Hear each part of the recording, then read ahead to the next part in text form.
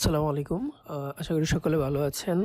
আজকে আপনাদের জন্য আমি একটি টিউটোরিয়াল নিয়ে এসেছি। একটি ইলাস্ট্রেটর একটি টিপস জাস্ট আপনাদের সাথে শেয়ার করব। তো চলুন শুরু করি।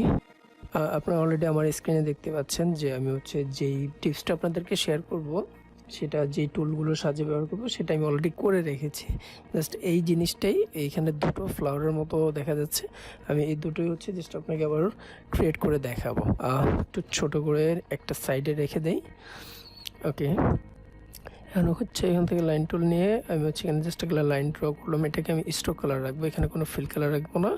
দেন এটাকে এডিট থেকে কপি, দেন আবার পেস্ট ইন ফ্রন্ট। ওকে, এখন এটাকে আমি 180 ডিগ্রিতে রোটেট করে দেবো। ফাইন। আচ্ছা, এখন আমরা এখানে একটা সার্কেল নেব। সার্কেলটা জাস্ট সেন্টার থেকে আমি ছোট করে একটা সার্কেল নিব, খুব বেশি বড় করব না, এখানে ছোট করে নিব। দেন এটাকে এখন আমি আবার কপি করব। আমি এডিট থেকে কপি, দেন এখন পেস্ট ইন ফ্রন্ট। এখন এটা আমি শিফট ধরে উপরের দিকে জাস্ট বড় করে দেব। আমি চতুর্দিকে বড় করব না, শুধু উপর দিকে বড় করে দেব। দেন এখন এই ছোটোটাকে আমি আবার অল্টার ধরে লেফটে একটা ড্র্যাগ করব, আর একটা কপি হয়ে যাবে। ফাইন। এখন পুরোটাকে সিলেক্ট করে আমি শেপ বিল্ডারের সাহায্যে মার্চ করে নিব এই অংশটুকু। ওকে, এখন এই অংশটুকু ছাড়া আমি বাকি সবগুলো আস্তে আস্তে রিমুভ করে দেব। শুধু যে অংশটুকু মার্চ করছি সেটাই আমি রেখে দেব। সরি। তো এখন এটাকে আমি রোটেট করব রোটেট টুলের সাহায্যে। এখানে অল্টার ধরে জাস্ট প্রেস করলাম, -10। ওকে, কপি দিয়েছি। এখন কন্ট্রোল ডি দিয়ে সবগুলো আমি করে ফেললাম।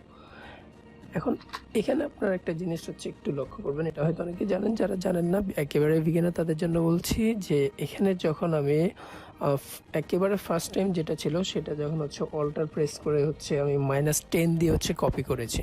তো আপনারা দেখতে পেয়েছিলেন যে যখন -10 দিয়ে কপি করেছি তখন এটা -10 যে রেশিও, এই রেশিও অনুযায়ী যেটুকু মুভ করেছে কপি অংশটা, এখানে তারপরে যতবার কন্ট্রোল ডি দিয়েছি সবগুলো কিন্তু সেম রেশিওতে মুভ করেছে। যার কারণে দেখেন আমার সবগুলো কিন্তু রেশিও একেবারে ঠিক আছে। এখানে কোনো ধরনের একটা কম আর একটা বেশি এই ধরনের কোনো প্রবলেম হয়নি। ওকে, তো এটা জাস্ট যখন আপনারা এরকম কপি করবেন, কপি করার পরে যদি কন্ট্রোল ডি দিতে থাকেন তাহলে রেশিওটা ঠিক রেখে এটা অটোমেটিক করে নেবে তার নিজের মতো করে। ওকে, এখন আমরা সামনে অগ্রসর হই। এখন আমার এটাও হয়ে গেল।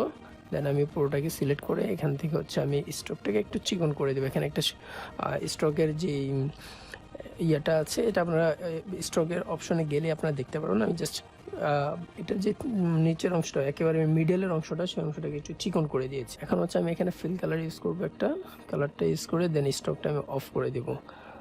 ওকে, এখন এখান থেকে পুরোটাকে সিলেক্ট করে আমি এখানে গ্রেডিয়েন্ট যে অপশনটা আছে এখান থেকে ট্রান্সপারেন্সি, আপনাদেরকে একটা জিনিস বলে দিই, আমি এখানে ট্রান্সপারেন্সিটা আমার রাইট সাইডে আমি এনে রেখেছি, গ্রেডিয়েন্ট ট্রান্সপারেন্সিগুলো একসাথে রেখেছি, যার কারণে আমি এখান থেকে নিয়েছি। যদি আপনারা কখনো এখানে না পান বা আপনাদের এখানে সেট করা না থাকে, আপনারা উইন্ডোতে গিয়ে ট্রান্সপারেন্সিতে ক্লিক করবেন, সেটা চলে আসবে। আমি এখানে যে ট্রান্সপারেন্সিটা নিয়ে এখন কাজ করবো সেই ট্রান্সপারেন্সিটা মূলত উইন্ডোতে থাকে। আপনারা উইন্ডোতে গিয়ে সেখানে ট্রান্সপারেন্সি দেখতে পাবেন, সেখান থেকে সেটা ক্লিক করলে এটা চলে আসবে। আর যদি কখনো কেউ না পান, কোনো প্রবলেম মনে করেন, তাহলে অবশ্যই আপনারা আমার এখানে কমেন্ট করে জানিয়ে দেবেন, আমি আপনাদেরকে সহযোগিতা করার চেষ্টা করব।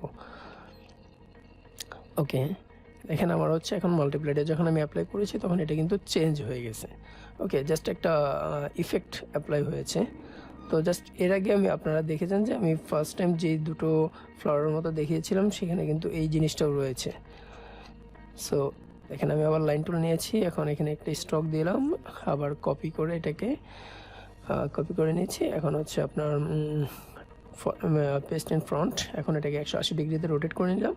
এখন এখানে সেম আগের মতো একটা এটা সার্কেল নেব। হ্যাঁ, সার্কেল নিয়েছি। এখন এটাকে জাস্ট ছোট্ট করে একটা সার্কেল নিলাম।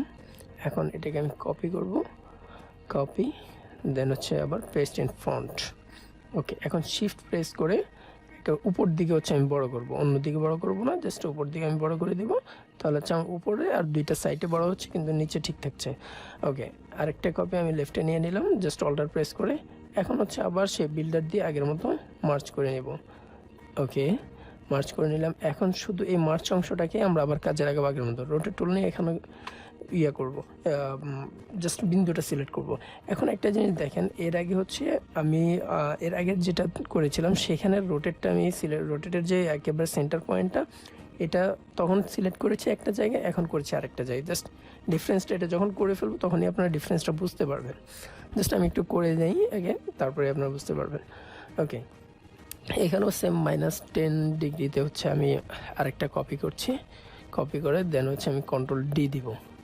Ctrl+D, সব কিছু হয়ে গেছে। ওকে, এখন হচ্ছে যেই অন্যান্য স্ট্রোকগুলো আছে সেগুলো আমি ডিলিট করে দিচ্ছি। ওকে ফাইন, এখন হচ্ছে শুধু স্ট্রোকটা আছে।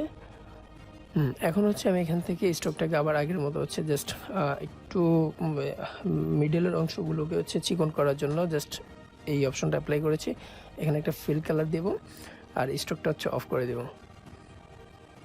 ওকে, স্ট্রোকটা অফ করে দিচ্ছি। এখানে মিডলে একটা ফিল কালার আমার তৈরি হয়ে গেছে অটোমেটিক, এটাকে আমি রিমুভ করে দেবো চাইলে। ওকে, রিমুভ করে দিচ্ছি। এখন পুরোটাকে সিলেক্ট করে আবার ট্রান্সপারেন্সি থেকে মাল্টিপ্লাই। ওকে, এখন দেখেন এর আগে যে দুটো আপনাদেরকে দেখিয়েছিলাম সেটা এবং এখন যেটা করেছি সেকেন্ডটা, দুইটাই কিন্তু সেম জিনিস। জাস্ট এই জিনিসটাই হচ্ছে আজকের টিউটোরিয়ালে জাস্ট দেখানোর উদ্দেশ্য ছিল, ছোট্ট একটা টিপস।